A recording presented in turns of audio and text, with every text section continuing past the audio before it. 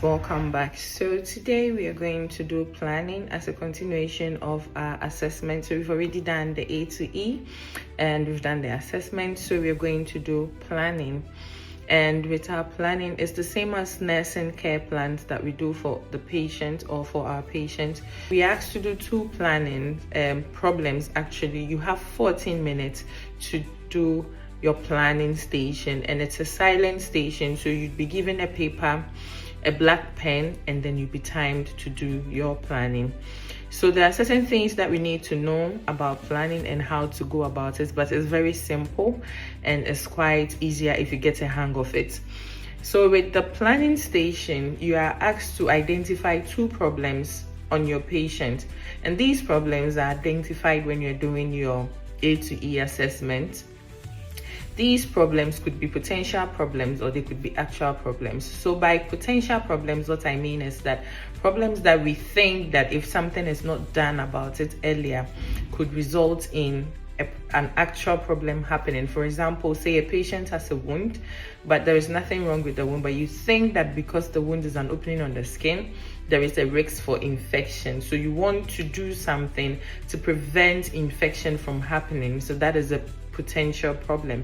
And we have actual problems that are actually present for you to see. So during our A to E, when you read the questions at the back of our assessment paper, they give you a presenting complaint, past medical history of the patient. Some of these things pop up when you are doing your A to E. You could see that probably your patient has tachycardia or your patient has a high blood pressure.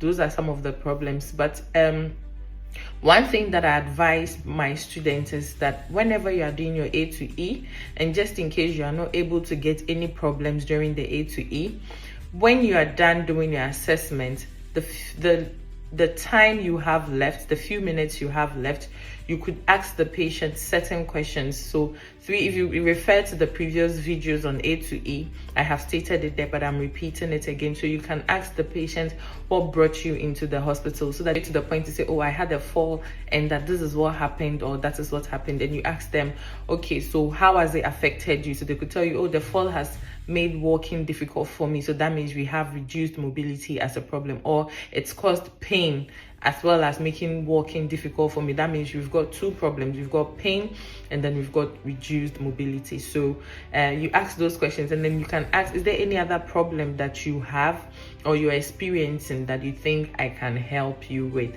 That is, if you didn't get any problem when you were doing your A to E, you ask these three questions to help you get the problem, because the main aim of doing your A to E as well is so you could also be able to get problems for your planning. Now, there are certain things that some people do that I would advise us not to do.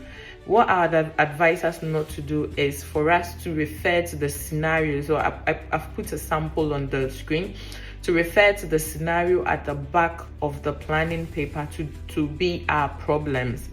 So they will give you a scenario. The patient, for example, patients came into the clinic, or maybe Ash came into the clinic with, is now complaining of pain in the wound and all that.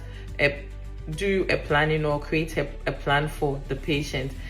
Do not use the scenario. Do not take the problems from the scenario, because that would mean that when you were doing the A to E, you were not attentive, or you couldn't find any problems, or you couldn't actually assess your patient very well. So in as much as we are tempted to use the problems that has been given to us on the scenario, we should be able to try and fish out, because sometimes the actor who is being the patient might be giving you cues and clues to know that there is something going on here if you ask the right questions. So let's get to planning. So what is planning? So planning is you putting orders in place, what you will do for your patient, how you will tackle your patient's needs and everything.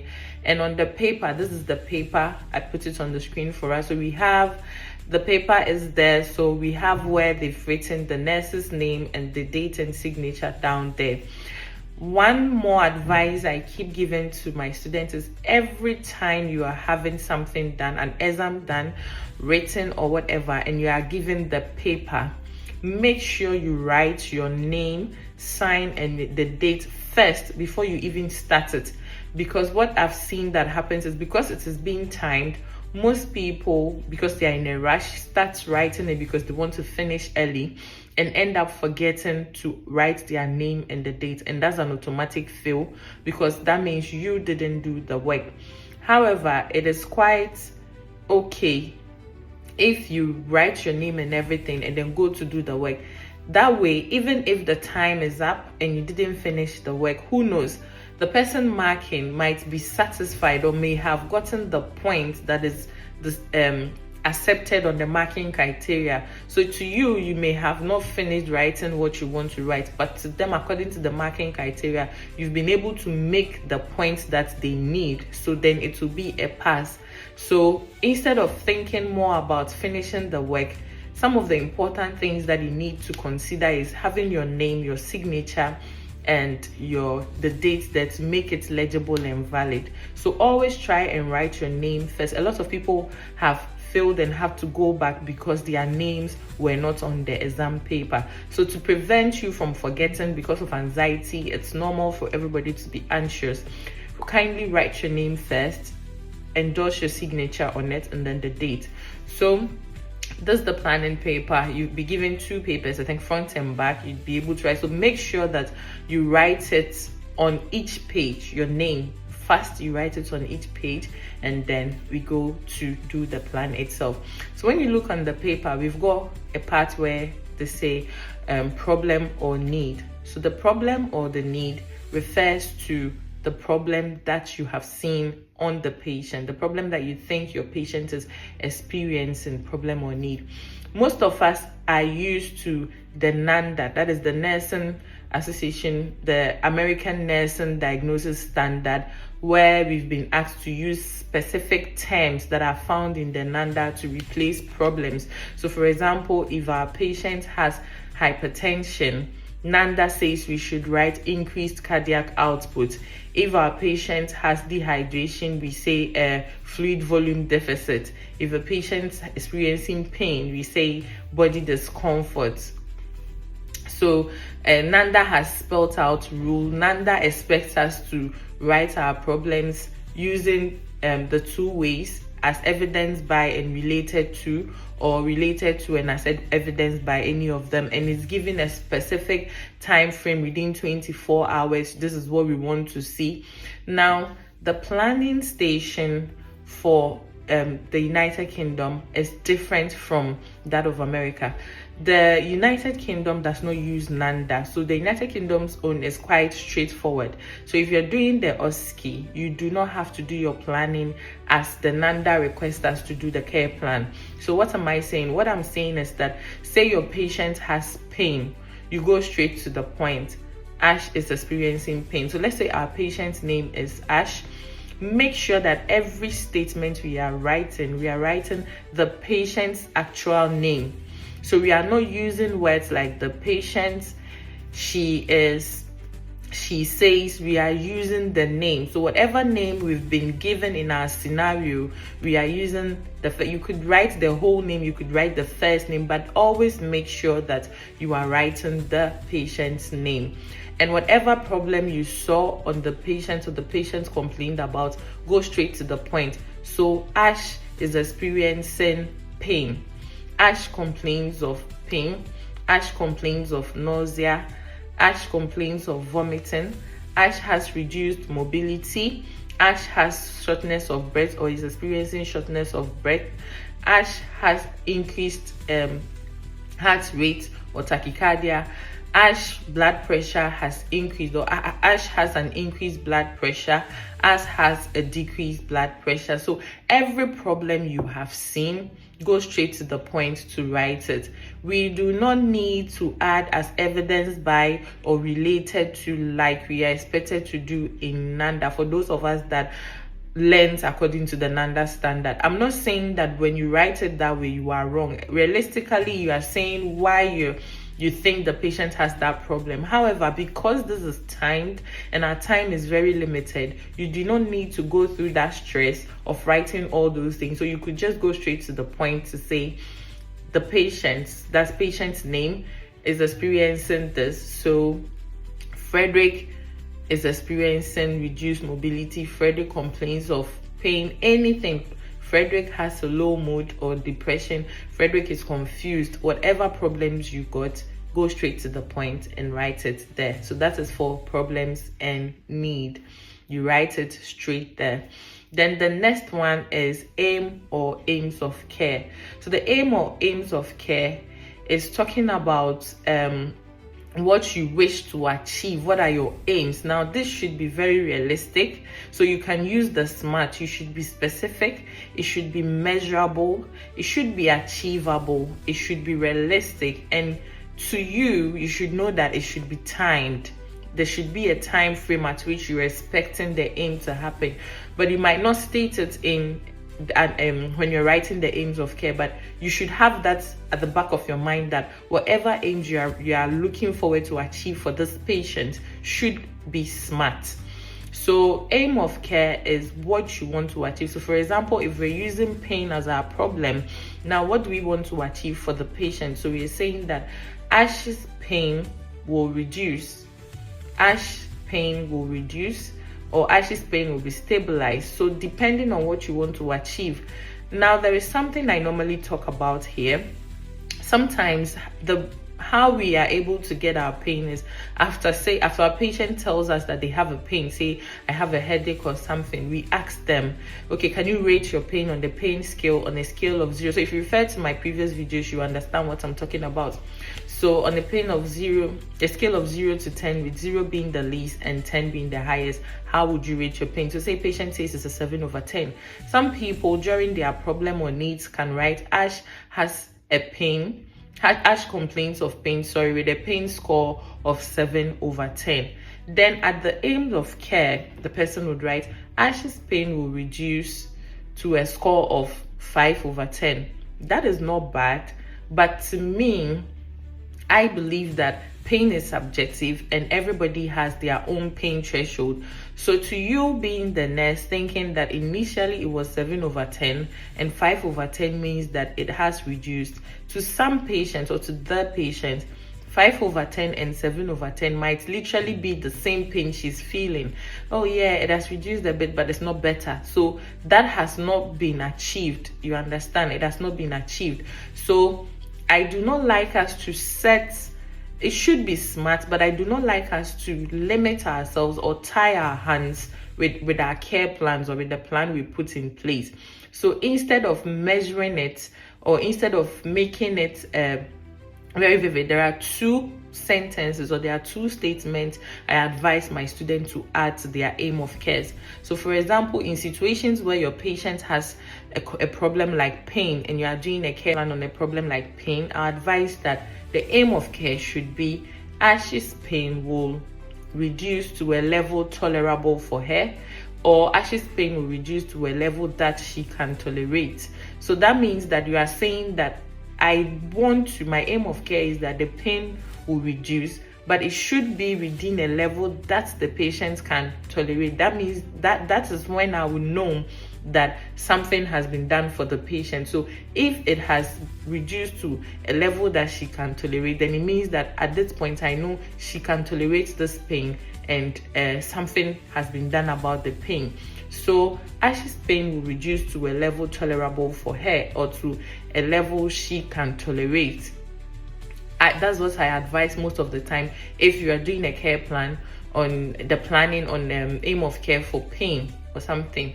And then if it's a disease that is like chronic, some of these chronic diseases, say your patient already has COPD, your patient is asthmatic, your patient has diabetes, your patient has hypertension, all those conditions that actually has a limit. So what when I say has a limit, what I mean is that for a patient that is hypotensive, naturally is hypotensive, we do not expect that the patient's blood pressure will increase to the normal standard. So there is always a limit that the condition will allow a patient to be. So for example, if your patient is asthmatic or has COPD, that is chronic obstructive pulmonary disease, if your patient has that, we don't expect the patient's breathing pattern and respiration rate to always be the same as someone that does not have any of these conditions.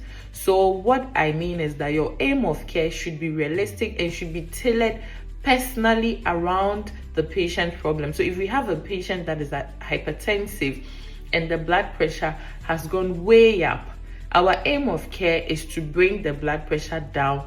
But since the patient is already hypertensive, we cannot bring the blood pressure down to the normal standard that someone that is not hypertensive would have. So for this particular one, aim of care, some of the statements I would like you to add to your aim of care is that, let's say Ash's blood pressure will be stabilized to a level within the limits of her condition, or a level acceptable within the limits of her condition. So let's say your patient already has dementia and is confused. You know that there is nothing you can do about the confusion because it is coming as a result of an underlying condition, but you can help a bit. The patient might not be fully oriented like someone that does not have dementia. So your aim of care should not be like patient's confusion will be eliminated. That is near impossible, because how are you going to do that? So what you can say is that the patient's confusion will improve to a level acceptable within the limits of the condition. So that means that when you take dementia as a condition, the patient's confusion is a bit improved, but not way over that we are expecting the patient to be answering questions or to be well oriented and alert like someone that does not have dementia. Let's use for example, diabetes. Somebody has hyperglycemia and has diabetes as an underlying condition. We do not expect the person's blood glucose to always be within the limit or within the accepted limit for people that are not diabetics. It's not possible, but there is a particular accepted limit for patients that are diabetic. So if you have a problem like hyperglycemia and you are trying to address it, so Ash has hyperglycemia, and then the aim of care would be Ash's blood glucose will be stabilized to a level acceptable within the limits of a condition. So that you are trying to tell whoever is marking your paper or whichever nurse that is taking up from you that what I mean is this patient has a condition and the condition is causing her to have this. But then my aim of care is that the patient's condition problem right now would be better, but it would be within the limits of the condition. So I'm not forcing the patient to go overboard, because realistically it is not possible to make somebody that is diabetic